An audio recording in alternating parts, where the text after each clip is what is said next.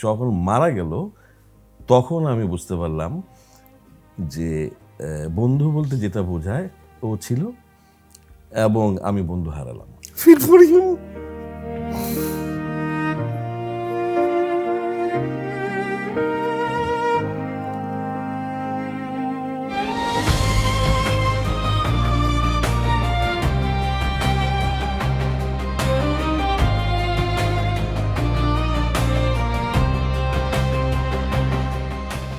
মানুষের মুখ অন্তরের কথা, যেখানে পদবি বা পরিচয়ের বাইরে একজন মানুষকে তার নিজের ভাষায় খোঁজার চেষ্টা করা হয়। দর্শক, দেশে এবং প্রবাসে যে যেখান থেকে দেখছেন, সবাইকে শ্রদ্ধা সহ শুভেচ্ছা।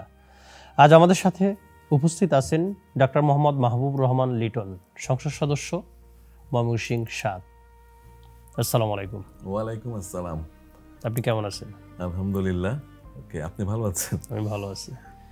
এমন একটি বিষয় কি বলবেন আমাদের অনুষ্ঠানের স্বার্থে? অনুষ্ঠানের নাম মানুষের মুখ অন্তরের কথা, এবং আপনার অন্তর দিয়ে একটি কথা বলবেন যেটি কখনো কোথাও বলা হয়নি। না, আমি এটা শুরু করতে চাই এইভাবে যে আপনাদের নামকরণটা আমাকে খুব আকর্ষিত করেছে আর কি। I feel very attractive to this ইয়েতে। আজকাল কি জানেন, আজকাল মানুষ কিন্তু ফেসে রিড করার চেষ্টা করে। আপনি যখন আমার সাথে কথা বলবেন, আমি আসলে ভেতর থেকে সত্য কথাটা বলতেছি নাকি আপনাকে খুশি করার জন্য বলতেছি। অ্যাজ এ পলিটিশিয়ান আমাকে এটা আমি এগুলো খুব ফিল করি। মানুষ কিন্তু রিড করতে পারে কিন্তু আসলে আপনি কি বলতেছেন এটা। তো এই যে আপনি লিখছেন মানুষের মুখ, ফেস আর অন্তরের ভিতরের কথা, খুব অ্যাপ্রোপ্রিয়েট একটা ইস্যু আর কি জিনিসটা, প্রোগ্রামটা। তো আমরা সচেতনভাবে আমি মনে করি যে আপনি চান না চান আপনার অন্তরের কথা মানুষ বুঝতে পারে, কথা বললেই বুঝতে পারে। খুব সুন্দর। আমরা এখন আপনার অন্তরের আরেকটি কথা শুনতে চাই। সেটি হলো, খুব ছোটবেলায়, হতে পারে সেটি আপনার শিক্ষক ছিল, হতে পারে আপনার কোনো বন্ধু ছিল, তার এমন কোনো স্মৃতিচারণ আজও আপনাকে টানে এবং সেই ছোটবেলায় নিয়ে যায়। এবং সেই সাথে যদি কোনো বন্ধু হয়, সেই বন্ধু এখন কোথায় আছেন, কি করছেন, তার সঙ্গে আসলে যোগাযোগ আছে কিনা, এবং সে যে আপনার একজন বন্ধু, এটা আপনি ঠিক কিভাবে, কবে টের পেলেন যে সে আপনার প্রকৃত বন্ধু? মারা যাওয়ার পরে।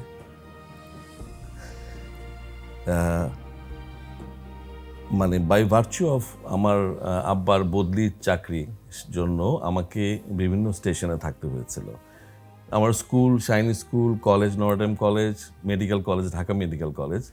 তো স্কুল কলেজগুলো অনেক চেঞ্জ হওয়ার পরে মেডিকেল কলেজে একটা স্থিতিশীল অবস্থায় আসছে। 8 বছর ছিলাম। এরশাদের টাইমে তো মুভমেন্ট ছিল, তখন আমাদের পড়াশোনা পিছিয়ে গেছিল। মেডিকেল কলেজে আদার দ্যান পলিটিক্স, পার্সোনাল একটা রিলেশনশিপ ডেভেলপ করতে করতে বন্ধুত্ব হয়ে যায়। আমাদের হোস্টেলের পাশেই ছিল সে। যখন ইন্টারাকশন আমরা একসাথে প্রোগ্রাম বা আমাদের ফ্যামিলি প্রোগ্রামের মধ্যে, তখন ওইভাবে ফিলিংসটা আসেনি। যখন মারা গেল তখন আমি বুঝতে পারলাম যে বন্ধু বলতে যেটা বোঝায় ও ছিল, এবং আমি বন্ধু হারালাম। কিন্তু মারা যাওয়ার পরে কিভাবে টের পেলেন যে ফিলিংসটা, অ্যাবসেন্সটা আপনার ভিতরের, এবং আপনি অলরেডি ইমোশনাল হয়ে গেছেন, বন্ধু? Feel for him.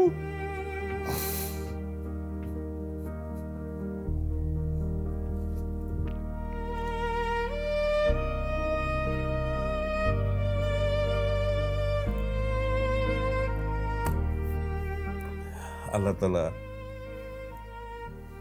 তাকে বেহেশতে বাসী করুক।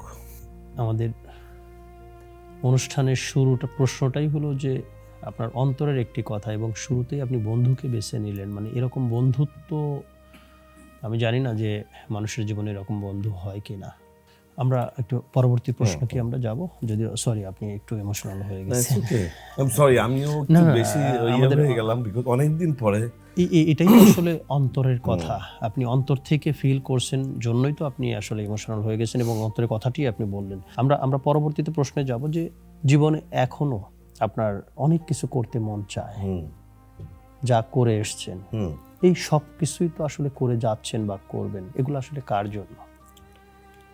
না, এখন জীবনের ধরেন আমাদের বয়সের এই জায়গায় এসে এখন নিজের জন্য আসলে করার কিছু নাই, এখন করতে হয় as a politician for my people, আর as a family for my family. তো ফ্যামিলি ইনফ্যাক্ট একটা সেট আপের মধ্যে আছে, বরং মানুষের জন্য কিছু করার আছে।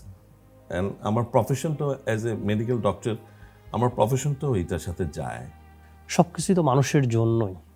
আপনি তো এখন সবার, আপনি আপনার সন্তানদের, আপনি মানুষের, তাহলে আপনার নিজের জন্য কি করেছেন? এবং মায়ের যে সেই ছোট্ট সন্তান আপনি নেই, এটা আপনার কিভাবে ভাবায় সেই সময়টা? এক নম্বর হচ্ছে মাকে তো ডেফিনেটলি আমার ছোটোকালে সেখান থেকে উঠে আসছি, মা বাবা এগুলো তো it is there in my mind. নামাজের সময় আসে,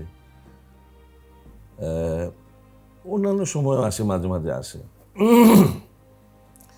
আর নিজের ব্যাপারে আসলে আমি তো মনে করি আল্লাহ তাআলা শুকরিয়া আদায় করি যে আল্লাহ তাআলা অনেক ভালো রাখছে এবং সৎভাবে জীবনযাপন করতে পারি, এবং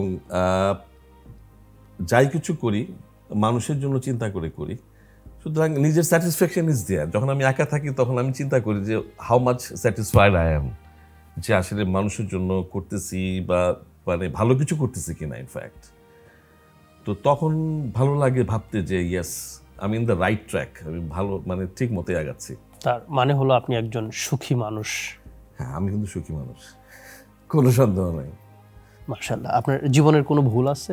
আমার জীবনে ভুল ঠিক ওরকম না, ভুল বলবো না, তবে আমি সবসময় একটা জিনিস দেখে আসছি, সেটা হচ্ছে রাইট টাইমে রাইট ডিসিশন মেকিংয়ে আমি মোটামুটিভাবে নিতে পারেন? ঠিকমতোই করে আসছি, এবং খুব রিজনেবিলিটি নিয়ে আমি আগাই আর কি। মানে কোনো একটা কিছু চাইলাম, এটা না পাইলে মারা যাব,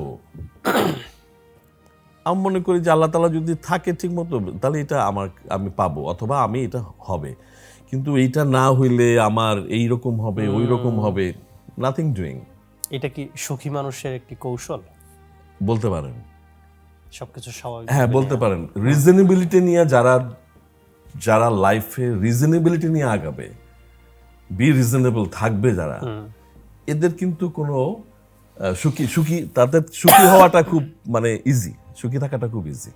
ধন্যবাদ মাননীয় সংসদ সদস্য আমাদের অনুষ্ঠানে আসার জন্য। মানুষের মুখ, দর্শক, মানুষের মুখ, অন্তরের কথা আপনারা শুনলেন যে মানুষের মুখে যে মানুষটি কথা বলেন একেবারেই অন্তর দিয়ে কথা বলেন, এবং উনি ওনার কথায় যেটি উল্লেখ করেছেন একটি ছোটবেলার বাল্যবেলার একজন বন্ধুর কথা, এবং একেবারেই অন্তর দিয়ে উনি ইমোশনালও হয়ে গেছেন। আপনাদেরও নিঃসন্দেহে এরকম কোনো বন্ধু থাকতে পারে, এবং বন্ধুর পাশে থাকুন, তবে আমাদের আজকের অনুষ্ঠান এই পর্ব সার্থক। ধন্যবাদ মানুষের মুখ দেখার জন্য।